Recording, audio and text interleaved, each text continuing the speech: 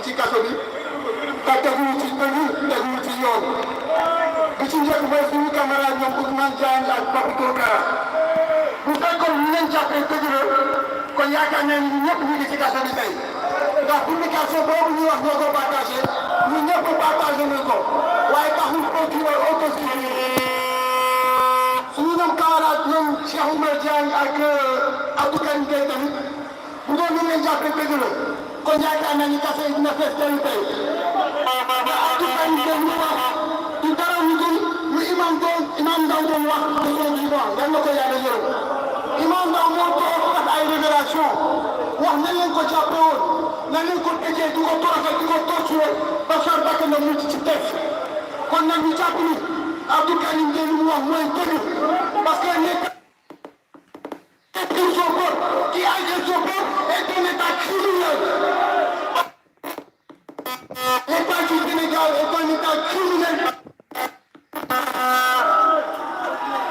Macky Sall moom répression rek la xam il ne connaît que la répression. Il n'a pas d'intelligence pour gouverner mais il a l'intelligence pour réprimer le peuple. moo tax nag on va lui montrer il a le pouvoir de la répression.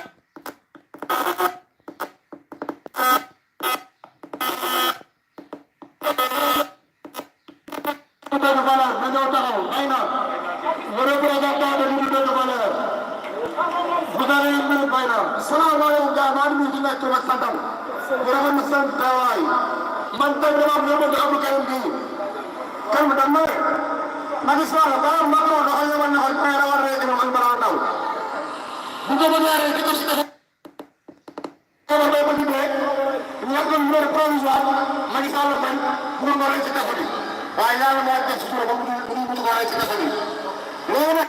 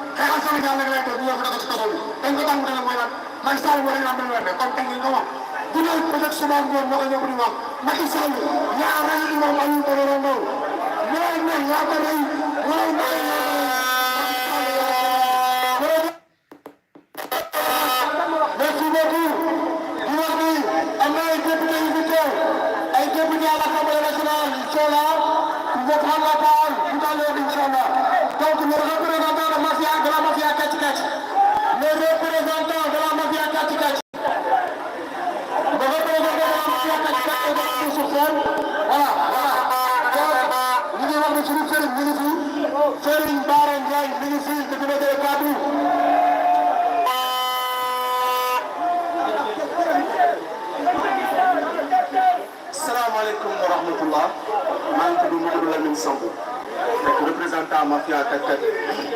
ñu ngi leen di ziar ku ci nekk turam ak santam di rafetlu mobilisation bi bu baax a baax di ñaan nag dans l'avenir suñu woote ñu génnee ñu wallaahi léegi ñu atteindre suñu objectif lu ñu bëgg dañ koy am. man nag lenn moo ma gën a soxal mooy état de santé Abdou Karim dañ koy négligé te dañ ko war a boole ci suñu discours ñu ñu xam ko Abdou Karim dafa feebar subir plusieurs opérations kon ñu ko jël ko di ko tëjaat ci kaso risque bu ngand te xeex bu ñuy xeex loolu da cee bokk injustice war a am ci dëkk bi ñun ñoo ko moom ñun ñoo leen di fay suñuy impôt ñoo leen di fay bépp suñuy bàyyi suñuy yaay ba tey ñun ñu ñëw toog lenn la ñuy ñaan nit ñi suñu wootee marche bi laay wa suuru leen génn loolu rek mooy faj suñu naqar wax bi nag du dugg wax dëgg yàlla débat nañ ci li ci kaw mooy génn raaj génn xeex ak ñoom luñ ci bañ nag duñ bañ bees boo xam ne kon ñoom jàpp ñuy jàpp dañuy gën a xas dañuy gën a radicalisé wu te bu boobaa xeex bi ñoom ñu ci bëgg ñun duñ ko ci duñ leen ko bàyyi salaamaaleykum wa rahmatullah bu ngeen commettre jënd bu ngan Macky Sall bu ñuy bañ a dégg mooy ñu naka di Macky neex nañu la toute puissance la mafia du 4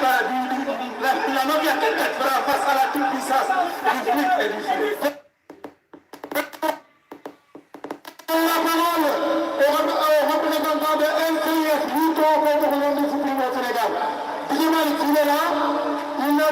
prendre la parole.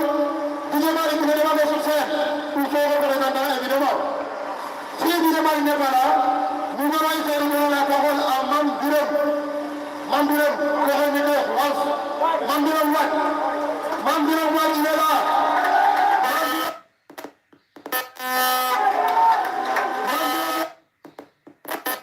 Le camarade Guy Marius Sagna, député. Ñu ngi gis Christian Y'en a marre ñu koy seen ci ginnaaw. Ñu ngi gis El Malick Ndiaye Pastef. Ñu ngi gis Bassirou Diomaye Faye ñu koy seen. Ñu ngi seen aussi également suñu tur Clédor Sène. Donc juste pour rappeler que waa ànd Sàmm Jikko Yi bokk nañ ci xeex bi waaye tamit waa vision citoyenne bu Ziguinchor bokk nañu également ci xeex bi bokkal yu mag yi mu nekk benn mouvement ñoom aussi ils sont là bokk nañu ci xeex bi donc sans plus tarder ñu essayé nekk Mame Birame Wathie il n'est pas là donc suñu il est là Mame Birame Wathie voilà il est là il est en train de venir il est en train de venir Mahmoud se prépare Mahmoud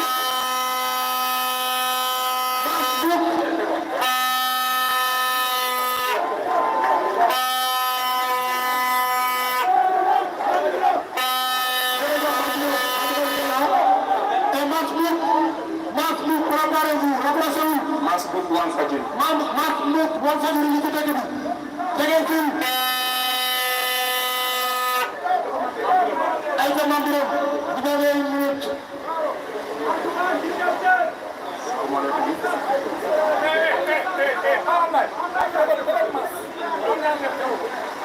Salaamaaleykum. maa ngi nuyu Sénégal yi fi teew yëpp. pare wu ma woon pour jël kàddu dama ñëwoon juste pour manifester sama soutien par rapport ak ñi nga xamante ni dañ leen a jàpp te ma jàpp ne jàpp boobu teguwul ci dëgg doomu aadama nag dafa sacré loolu yàlla moo ko bëgg donc bu ñu nee nit dafa sacré li mu am lu ëpp solo mooy liberté maanaam nit xëy war a doxi soxlaam mu nekk war lu mu war a lijjanti indi kër ga mu nekk lu mu war a jàngale ji nga téye ko lakk ko jant bi ci loo xamante ne nii même bu dul Sénégal sax bitim réew bu ñu fa demee day xam ne lii nii tegul ci dëkk donc loolu bu amee continuer di am c'est parce que yenn Sénégalais dañoo jàpp ne seen yoon nekku ci ñi xew noonu ki nga xamante ne ni moom moo ko wax waaye jafe-jafe teg ko ci kooku moom la engagé te bu doon noonu la àdduna di doxee yaakaar naa ne bu ñu wax sax ba tudd lu mel ni Sénégal parce que dëkk bi pour mu exister ñu tuddee ko Sénégal dafa am ñoo xamante ne ni dañoo taxaw xeex ñàkk ci lu ne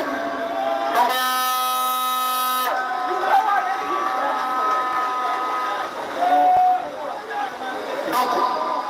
bu ay nit xeexee ba nga xamante ne nii ñun ñëpp ñoo ko bokk amul kenn koo xamante ni mën naa wax ne ëppale na ci keneen lenn jërëjëf li nga xamante ni moo war mooy ñu di ko waxtaanee di wax li nga xamante ni mu ngi dox ak li nga xamante ni doxul jërëjëf bu nekkee ne dañoo jàpp nag ku wax loo xamante ni àndul ak ñi nga xamante ni ñoo fi nekk ñu ne wàcc nga yoon kon jàpp naa ne ñu wàcc yoon bëri na parce que li doxul ci dëkk bi bëri na te il faut am wax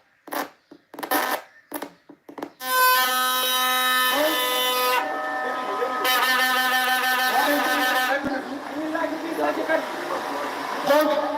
nous allons donner la parole à Y'en a marre, représenté ici par Kilifeu Kandji.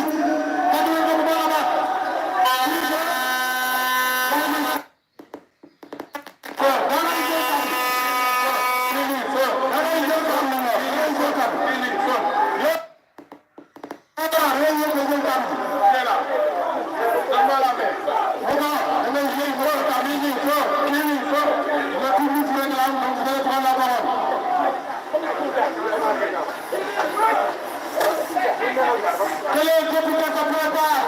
les députés yi fi nekk nañ préparé mooy salaamaaleykum kii boobu amati fii rek Lamine Faye député Afrique du Sud su fekkee ministre la dégg si borom bi kii dafa ci daanaka rek ñu ñëw kii dafa daw. asalaamaaleykum waa Sénégal asalaamaaleykum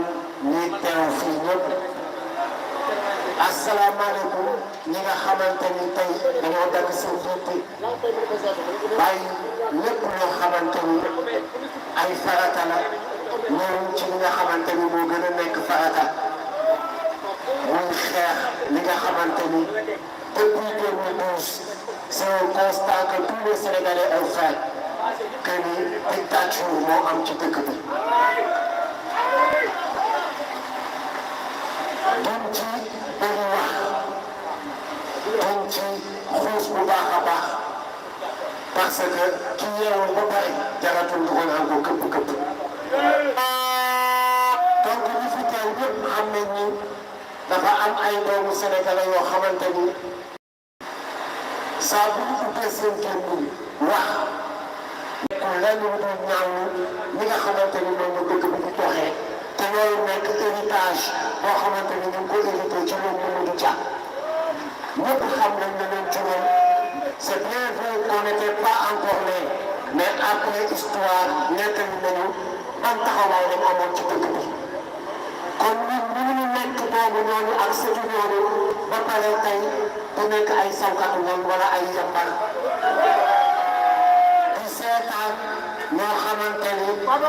il représente la petite minorité il représente 10% ou 5% des Sénégalais jël dëkk bu dugal ko en otage képp ku jóg pour dénoncer seen nekkin ñu jël ko dugal ñu ci kaso bi. jërëjëf. libération immédiate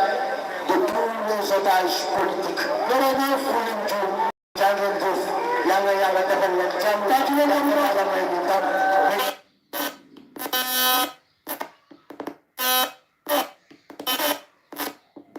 ma terminer ak benn mouvement si vous me le permettez. alors Souleymane vous allez prendre la parole au nom du mouvement Sénégal Notre Priorité après ñu commencer ak yow si vous me le permettez. donc vous allez finir avec les mouvements avec Sénégal Notre Priorité qui est représenté par Souleymane Cissé qui va prendre la parole au nom du mouvement. Vous avez une minute. asalaamaaleykum mbokki Sénégalais yi. asalaamaaleykum mbokki Sénégalais yi. gis nga li nga tax li ma koy indi mooy lan c'est le Sénégal mais pas Macky Sall jàpp ay Sénégalais dugal leen ci kaso bi fu mu jàpp balaa une semaine mu jóg ay mbokkam néew. moo ñu war a tàkk ay sa fii ñun nag ñoo ko war a xeex merci ñi nga xamante ni ñoo fi teew pour assumer ce combat bi nga xamante ni parce que tey ñoom kan la war a doon si ñun ñii wóoruñu parce que ki nga xamante ni li ko yittee mooy lan du dund Sénégalais yi mais lan kan la toroxal ko pour rey ko ñëpp ñu fi des mooy ñi nga xamante ni ñooy sàcc suñu alal bi ñi nga xamante ni tey ñooy luubal suñu xaalis yi loolu dafa jot mu jeex dafa war a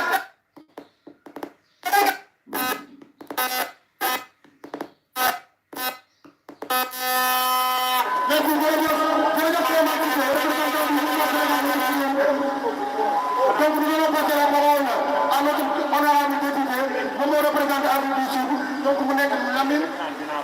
voilà Lamine Faye wala kaddu bi Lamine Faye vous avez une minute 30 secondes. asalaamaaleykum Sénégal maa ngi leen di nuyu bu baax man la Lamine Faye député Afrique australe di wax ci turu immigré yi nekk ci Afrique bi yëpp ak yi nekk ci monde bi yëpp ñoo ma yëmal wax seen tur di xamal Macky Sall ne ko li mu teg Sénégalais yi ci àll bi métti na ñëpp a bëgg a ñib si mun ñoo ñib si ndax li mu taxaw nii Sénégalais yi ku gën mu dóor ku ànd ak moom ñu xalaat mu dóor ñun dañuy soxla Sénégal boo xam ne nii mooy Sénégal bi ñu mérité Sénégal boo xam ne nii président boo xam ne day taxaw pour Sénégalais yi mais taxaw pour Benno Bokk Yaakaar wala ñu àndal Benno Bokk Yaakaar ñu xam Abdou Karim Gueye ak ñi mu àndal ci biir ay millions Sénégalais yu mel ne Abdou Karim Gueye ñoo nekk ci biir te mënul jàpp yëpp kon mënuñoo def ay Sénégal lañu am Sénégal yu suba lañ doon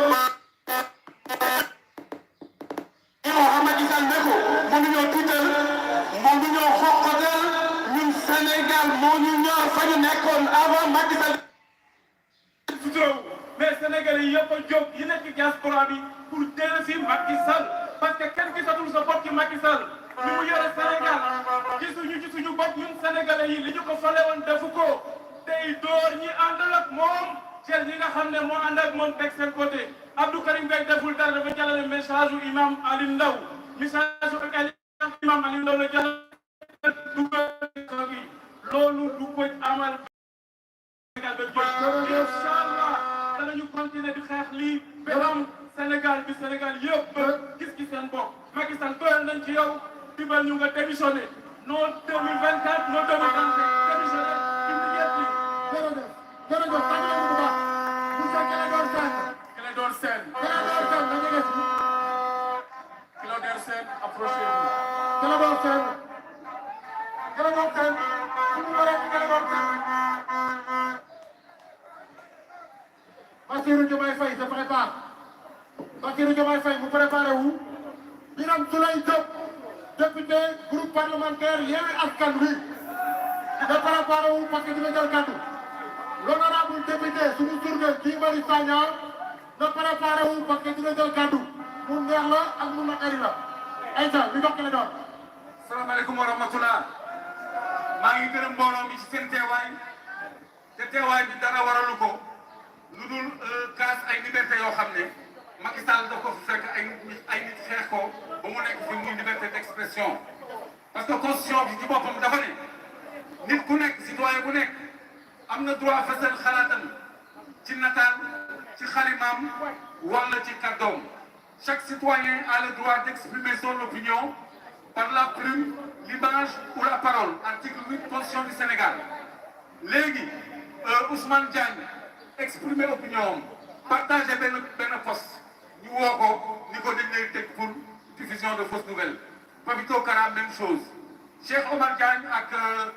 Abdou Karim Gueye wax seen xalaat ci dem génn àddina imam Aliou Badara Ndao moom bi nga xam ne seede na ni dañ koo torturé ba mu feebar te feebar boobu moo ko fi jëlee.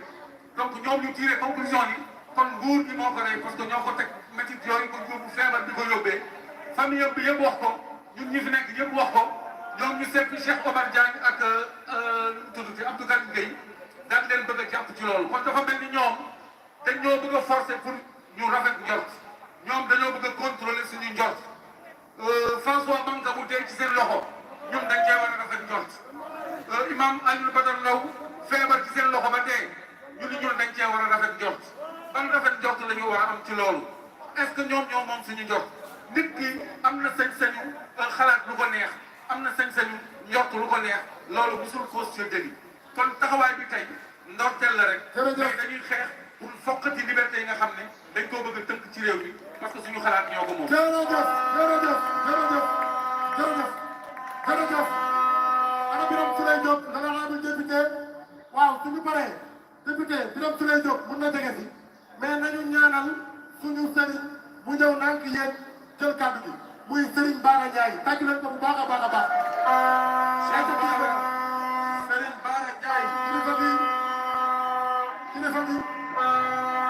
le grand analyste politique ay dañ ko may loxo.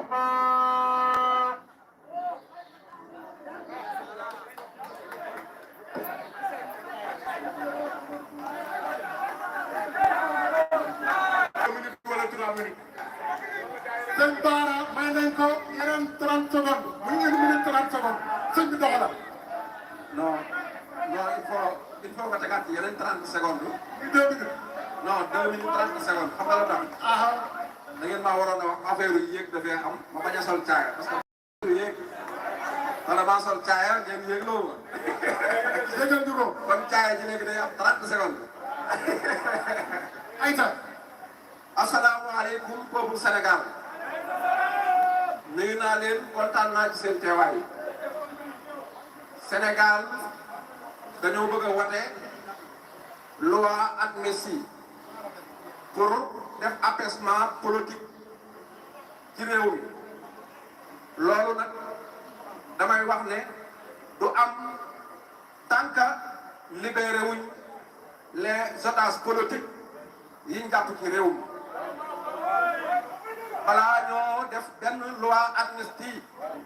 wala ñuy def benn apaisement politique fii ci réew mi 17 personnes yi ñu jàpp di leen giiñ force spéciale di leen bàyyi balaa ñoo def benn apaisement politique du am ci réew mi tant que bàyyiwuñu Abdou Karim Gueye ak Cheikh Omar Diagne yi ñu téye ci kaso bi noonu tamit dañ koy réclamer Papito Kara ak Ousmane Diagne il faut ñu bañ leen wala tension politique bi moom day yéegaat ba ca kaw kontaan naa nag bi ma ñëwee fekk naa jeunesse bi ñëw nañu donte benn leader politique teew fi waaye li jeunesse bi ñëw nañu waaye damay wax ne ñii nekk ci seen biir kër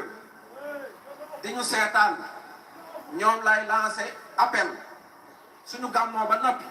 te bàyyiwuñu otage politique yi damaa bëgg ñu génn lu ko tàmbalee fii ba place de l'indépendance na fees dell te loolu dama leen koy ñaan bu leen ko réew mi jaralul ngeen sarax ñu ko ngeen jël ñu xeex dignité ak acte doomu aadama yi ñuy bafuyee fii ci Sénégal. jërëjëf ñu wax benn information. mooy na ngeen xam ne doomi imam Alioune Badara Ndao mi ngi ci biir kaso bi loolu ñu bëri yëguñu ko te mën naa am sax loolu moo metti imam bi ba mu faatu fii ci Sénégal dañoo tàmm di foyee dignité yi kilifa diine yi 1930 Blaise Diagne jàpp na fi maam Cheikh Anta ci loo xam ne du dara yóbbu ko ba Ségou tëj ko fa comme ni ñu defoon imam Ndao ñu doxaat ba 2022 loolu am kon dafa jot ñu xam ne menn réew du développé lu ay doomi réewam ñoo taxaw takk seen ndigg li ma leen di wax nag baatin la Sénégal tournure bu ndaw la dese. jërëjëf lii may wax may ma ko benn seconde baatin laa leen di wax baatin laa leen di wax damaa leen ko wax fii billahi la si Sénégal daw na ba ci tournure bu ndaw dina tàng dina saxaar dina metti waaye bu ñu génnee tournure bi benn réew duñu rawati ci àdduna bi. loolu la ko wax. jërëjëf jërëjëf sëriñ bi.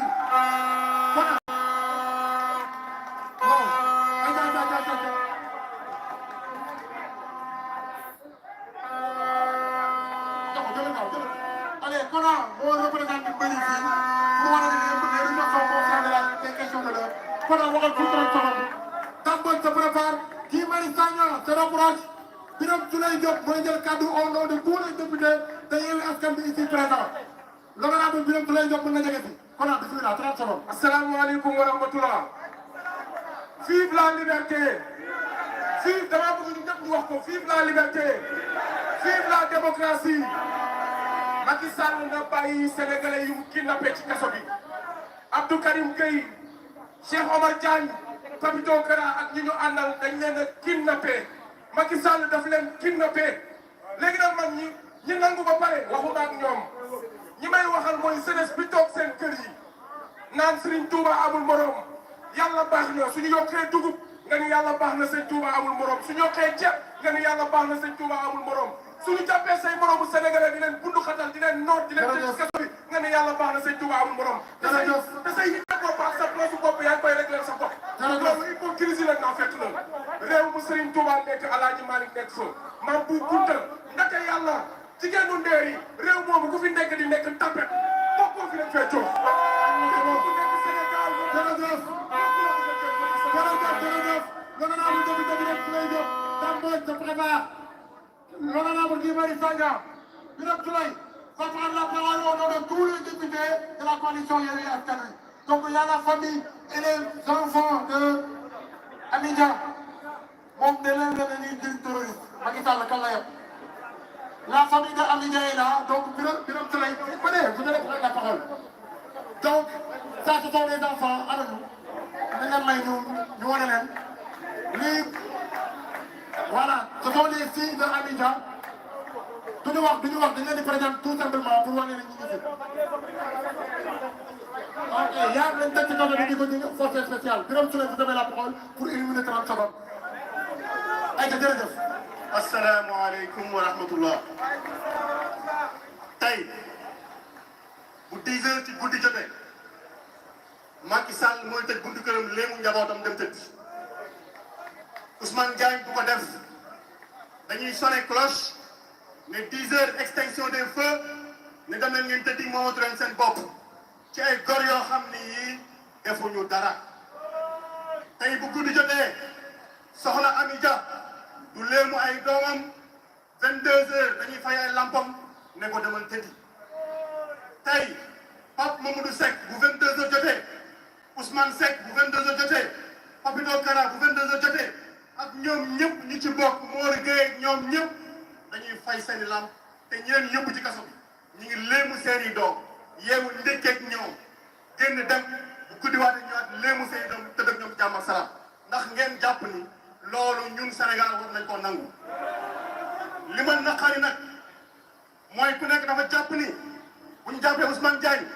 Ousmane Diagne kese lañ jàpp lu day ni Sénégal ñu ne kaay leen ñu wax ci li naqari réew mi kaay leen ñu daje fii mun nga fees du ñu fi goro gestu leen mel ni li Ousmane Diagne nekk daf ñoo neex mel ni li Pape Mamadou Seck daf ñoo neex li mu nekk daf ñoo neex mel ni li Ousmane Seck nekk daf ñoo neex dëkk boo xam ne nag képp ku am problème ñu ne la wéyale sa problème bis bu ñëpp amee problème kenn taxaw kenn di régler problème mu kenn. jërëjëf nekk sa bopp ngay tal nañu jóg Macky Sall li mu nekkee du dëgg du yoon. yéen nag yéen a ngi naan troisième mandat du troisième mandat troisième candidature la parce que képp ku ne troisième mandat may nga ko candidature wax ji loolu la. jërëjëf salaamaaleykum wa rahmatulah. jërëjëf Birame Souleye donc l'honorable député Guy Marius Sagna ñëwal nga yegg Guy Marius Sagna ñuy fàttali ne Guy Marius Sagna su daanelee ay kàddoom après dañuy jox Ousmane Sarr mu wax au nom de tout le collectif muy collectif pour la libération des détenus politiques mooy wax en wolof mais Dame Mbodj mooy ñëw tënk ko ci français su ko defee ñu ñaanalante Guy Marius Sagna l'honorable député vous avez la parole. Zagui vous avez la parole Guy Marius Sagna. mbokk yi maa ngi leen di nuyu yéen ñëpp ci seen tur ak seen sant di rafetlu teewaay bi di wax ne Birame Souleye ak ñeneen ñëpp ñi nga xam ne jiitu nañ ma bi ñu xasee ba wax mënoon naa ñàkk wax damay jéem a mottali rek gërëm leen yéen ñëpp ñi nga xam ne yéen a teew fii gërëm leen yéen ñëpp ñi nga xam ne yéen a dugal seen loxo pour waajal préparer manifestation bii ñu def bu loolu noppee mbokk yi dama bëgg ñu xam ci lan la ñu nekk Sénégal gii ñu nekk tey li ko mandargaal mooy Sénégal bayaalu xeexu pegg la Sénégal bayaalu xeexu pegg la ñaari pegg moo am jamono jii ci Sénégal ñaari pegg ñi nga xam ne dañoo bëgg a wëyal nooteel bi ñuy noot Sénégal ak askan wi ak ñi nga xam ne dañoo bëgg a génnee Sénégal ak askan wi ci nooteel ak tënk bi nga xam ne dañ ko jatan ñii nga xam ne ñoom ñoo waral bés bi te président Macky Sall jàpp leen nëbb leen jant bi tëj leen ci kaso du dara lu dul ñoom dañoo bokk ci ñi nga xam ne dañoo choisir ne ñoom ci bayaalu xeexu pegg bi ci benn pegg bi la ñu fan pegg boobu mooy pegg tinki Sénégal pegg boobu mooy ban pegg génnee Sénégal ci sous-développement ak ci ndóol du leneen lu tax ñu jàpp leen loolu rek moo tax ñu jàpp leen muy Ousmane Diagne muy Cheikh Oumar Diagne muy Ami Dia muy Mamadou Seck muy Karim Gueye Xrum Xax ak ñoom seen ñoom ñëpp lenn rek dañ leen tëjee du sàcc du rey du yamba du dara lu dul bëgg seen réew te di fi def liggéey bu am solo pour tinki xel yi pour yee askanu Sénégal pour mobiliser leen pour ñu génnee suñu bopp ci nooteel gii léegi nag dama bëgg ñu def benn gëstu bu tuuti. jërëjëf nga daaneel camarade. gëstu bu tuuti bi ma bëgg ñu def mooy bu ngeen jëlee ci misaal ku mel ni Karim Gueye Xrum Xax 2012 ak léegi bu ngeen compter ñaata fan la def garde à vue bu ngeen compter ñaata fan la def kaso bu ngeen ko méngalee bu ngeen moytuwul di ngeen gis ne li mu def ci kaso luñ ko jàpp moo ëpp sax li ñu daan ñoo xam ne dañoo rey ay doomu aadama déggu leen ma de dama ne bu ngeen compter bés yi Abdou Karim Gueye Xrum Xax def kaso def garde à vue moo ëpp ñenn ñoo xam ne dañoo rey ay doomu aadama te tëdduñu fan yooyu kaso dégg ngeen jamono yu ne passé defe naa ku ñuy naan Samba Alassane Thiam bokk ci APR mbëkk kenn ci biir autoroute à péage ba mu dee reyu ko mu dee de da ko rey mu dee jaar ci kawam jaar ci engin bi ba pare def lu ñuy woowee délit de fuite maanaam da ko mbëkk comme ni ñu mbëkkee xar ba pare avancé boo mbëkkee xar sax xar boo ko mbëkkee di nga taxaw massawu borom xar bi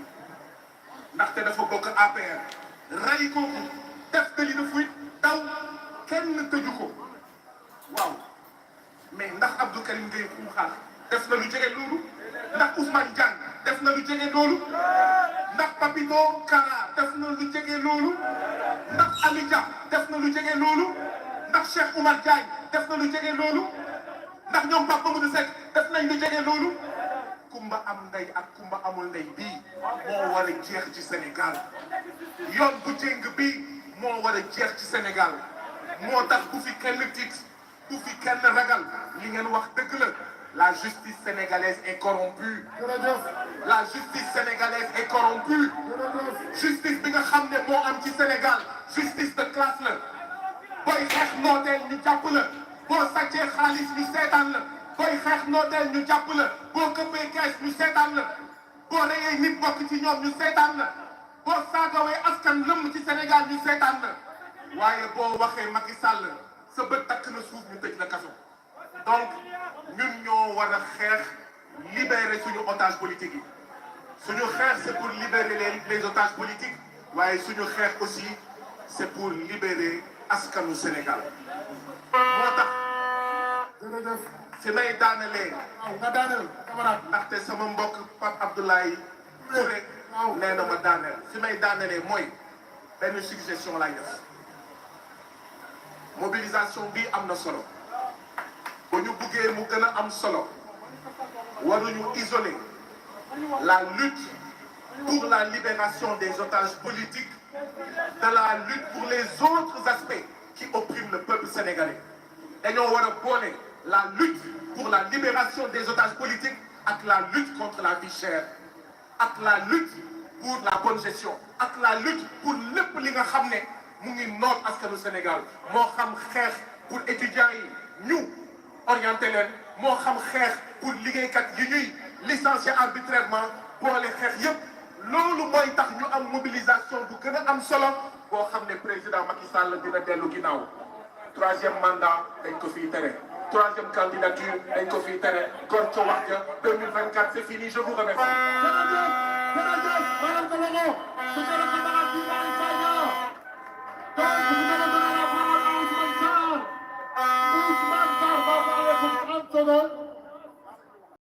jamono Pape Ousmane Seck mi ngi si le mouvement ànd dogali Macky gis nañ leen ngeen baal ñu ko parce que temps bi daf ñu xoj complètement on est de tout cœur avec vous mais j'espère que di ngeen ñu comprendre jërë ngeen jëf merci beaucoup ci seen teewaay waa mouvement ànd dogali Macky allez waaw asalaamaaleykum mbooloo mi ñi ngi rafetlu seen teewaay di wane ne teewaay bi ngeen fi teew tey mooy teewaay bi nga xam ne moom la bépp ndaw war a am ci Sénégal. Je rappelle que Ousmane Sarr mooy wax au nom du collectif pour la libération des détenus politiques Ousmane Sarr waxal. dama ne tey ku gis jeunesse bi tey teew fii nii ba ci sax personne âgée yi day wane ne Sénégal xeex bi nga xamante ni nii commencé nañu ko te boobu ba léegi ñu nekk si dem ak saa di ñu xonqatal yéen du ngeen dellu ginnaaw si combat boobu te combat boobu nag ñun ñëpp dañu war a jaral suñu bakkan yi dama ne ku nekk si ñun fekk Sénégal jaralu la nga joxe sa bakkan ngir Sénégal baax xam ngeen ne Sénégal baaxagul kon na ñëpp bare ngir xeex jàkkaarloo nguuru Macky Sall parce que il faut ngeen xam benn affaire mooy li waral yi yëpp mooy lan mooy troisième candidature bi nga xamante ni nii Macky Sall bëgg na ko forcer te troisième candidature boobu constitution bi daf ko koy tere na Sénégal yi xam ne am nañ constitution bu baax boo xamante ni nii rëdd nañ ko ni ñu ko war a rëddee waaye dafa am ay njiitu réew yoo xam ne dañu gàtt xel ba pare foqale bëgg a ñëw tracé ko ni mu leen neexee te loolu askan bi duñu ko seetaan tey duñu ko seetaan ëllëg dama ne est-ce que di ngeen seetaan Macky Sall di def 3e candidature. non non. est-ce que di ngeen seetaan Macky Sall di def 3e candidature. yéen nag dama ne nañu pare ngir jàkkaarloog Macky Sall.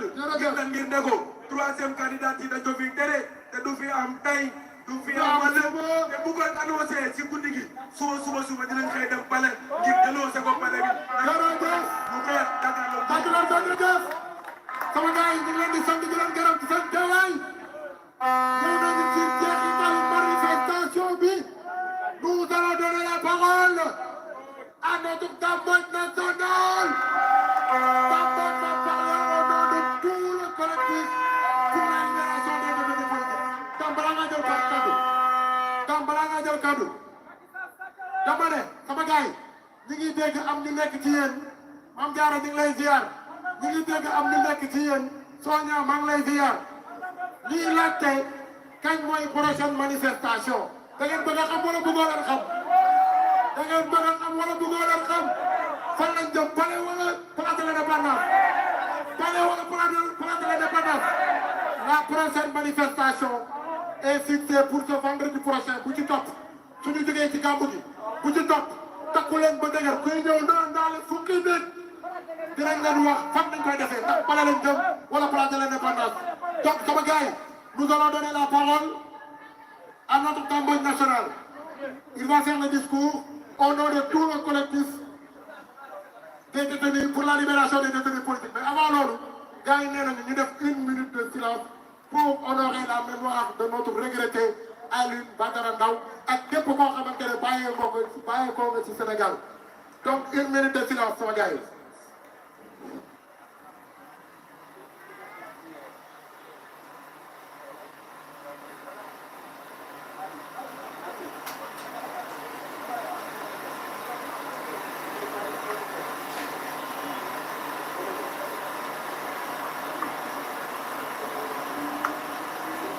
yàlla na ko yàlla yërëm jégal ko xaaree ko àjjana defal ko mboolem biir ñoom ma fekk ak ña ma fay fekk yàlla na yàlla def ci Sénégal jàmm donc nous allons donner la parole à Tambodj. Tambodj, vous avez la parole. Merci camarade Abdoulaye. D'abord damay sant yàlla ndaxte nga woo nit ñi ñu wuy si la loolu sant yàlla rek moo la war parce que gis nañ ni naaj wi tàng na lool waaye fu ne nit bàyyi koo na fa. ñu ñëw def marche bu mucc ayib kon yéen ñëpp góor jigéen mag ak ndaw yéen ñi fi teew yëpp dama bëgg ngeen tàcc seen bopp ndaxte yéen ñii bu ngeen ne bëgg ngeen Sénégal man gëm naa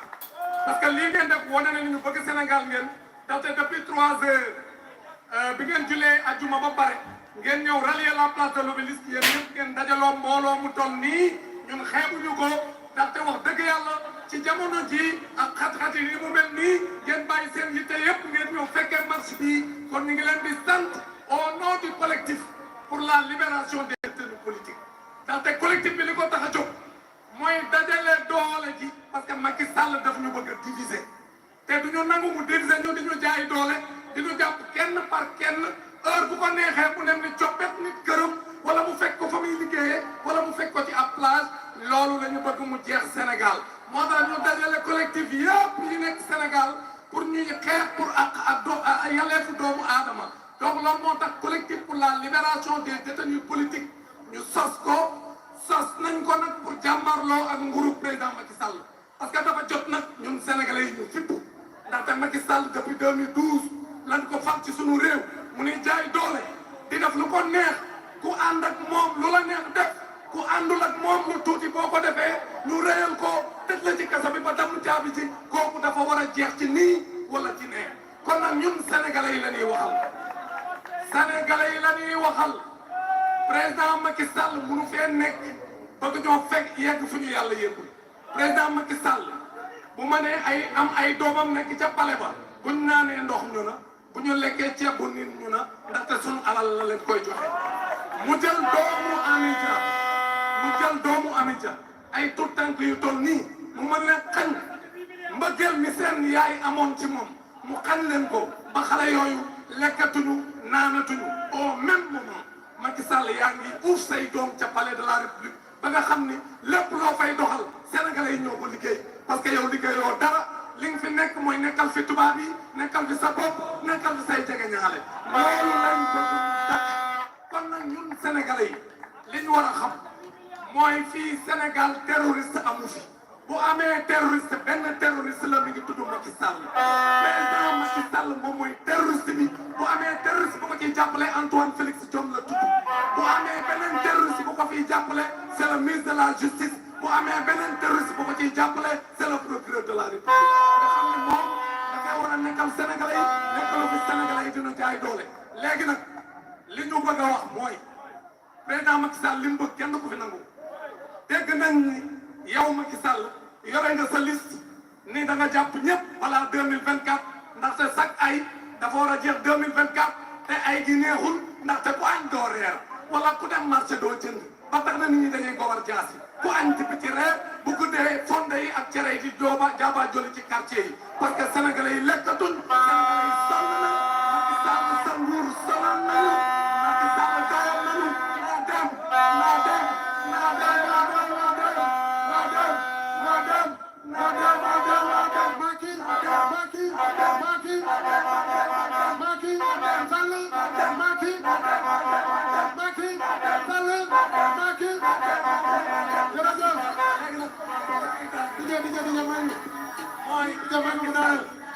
Macky Sall ci boppam nguuram jeex na dafa fegal te bëggu la fegal te ku fegal da ngay jox sa wujju mu aaye lii problème mu Macky Sall mooy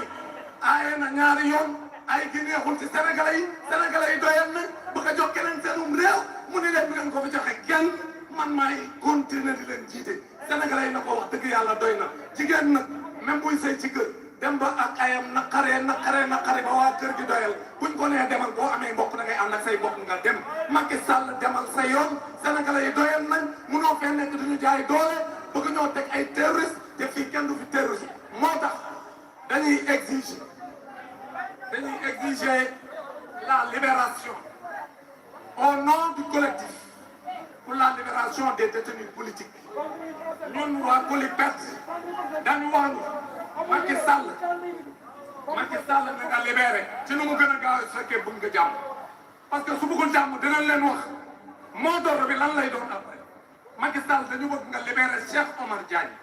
Macky Sall dañu bëgg nga libéré Abdou Karim Gueye Xurum Xaar Macky Sall dañu bëgg nga libéré Ousmane Diagne Macky Sall dañu bëgg nga libéré Papito Kara Macky Sall dañu bëgg nga libéré sunu yaay sunu sœur sunu rak sunu mag soxna Ami Dia mu dellu ci ay mbokkam Macky Sall dañu bëgg nga libéré Mor Gueye Macky Sall bi ginnaaw bi nga libéré Mor Gueye dañu bëgg nga libéré Assane Dramé Macky Sall dañu bëgg nga libéré Ibrahima Diédhiou Macky Sall dañu bëgg nga libéré Abdoulaye Ndiaye Macky Sall dañu bëgg nga libéré Babacar Ndaw Macky Sall dañu bëgg nga libéré Pape Ousmane Seck Macky Sall libéral doomu jàmbur ji tudd Pape Mamadou Seck Macky Sall libéral Madické Diop Macky Sall libéral Abdou Silla Macky Sall libéral Bouna Ba Macky Sall libéral Yaya Cissé lii la ñu wax ni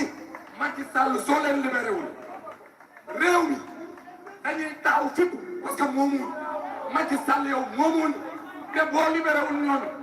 ba prochaine manifestation dootuñu yem place de l'Obélisque bu ñu libéré wul ñii ñu fi lim dañuy mobiliser les Sénégalais on va marcher et on va marcher partout sur le territoire national. li nga bëgg a wax mooy constitution Sénégal néewuñu place de l'Obélisque RTS rek la ñu war a marche Macky Sall on a le droit de marcher sur l'ensemble du territoire soo libéré wul les détenus politiques bàyyi sa jaay doole bi dinañ organiser une autre manifestation et cette fois-ci on va demander à marcher du plateau jusqu'à l'hôpital principal parce que am nañ droit marche fu ñu neex dañuy dem ba buntu palais ñu taxaw ni la génnal libéral doomu jàmbur yi bàyyi doomu jàmbur yi seen kër su fekkee ñu bugg seen kër dinañ mobiliser Sénégalais yi ñu ñëw marcher jusqu'au palais de la République li ñu bëgg a leeral foofu ci daaneel mooy rafetlu nañ seen taxawaay collectif bi dina waxtaan dinañ évaluer li nga xam ne moom lañ def tey bu ñu paree dinañ leen jox beneen mot d'ordre manifestation yii di ñëw su fekkee Macky Sall parewul pour libérer les détenus politiques te comme day ñoqali ñun tamit bu ñoqalee ñu ñoqali fu lum ci bañul pour yàq réew mi ñun dinañu ko jaral pour ñu defar réew mi joyantiwaat réew mi tegaat ko ci dëgg tegaat ko ci justice pour que Sénégal jëm këram maanaam ñoo ngi leen di sant di leen gërëm wa salaam. jërëjëf jërëjëf képp ku fi teewoon ñu ngi lay sant di la gërëm.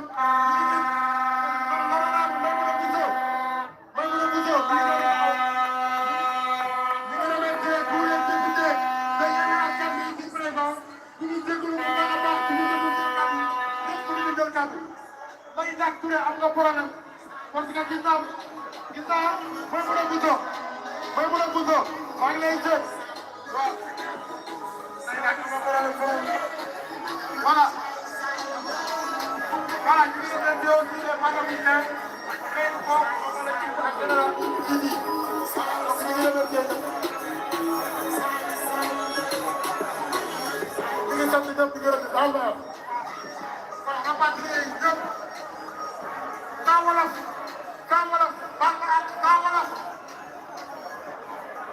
voilà festival international Niakho ça sera à partir de demain le premier mai commencé ba le 20 octobre képp ku mën a dem Niakho dafa dem Kelle les honorables députés on peut venir signer l'agrément voilà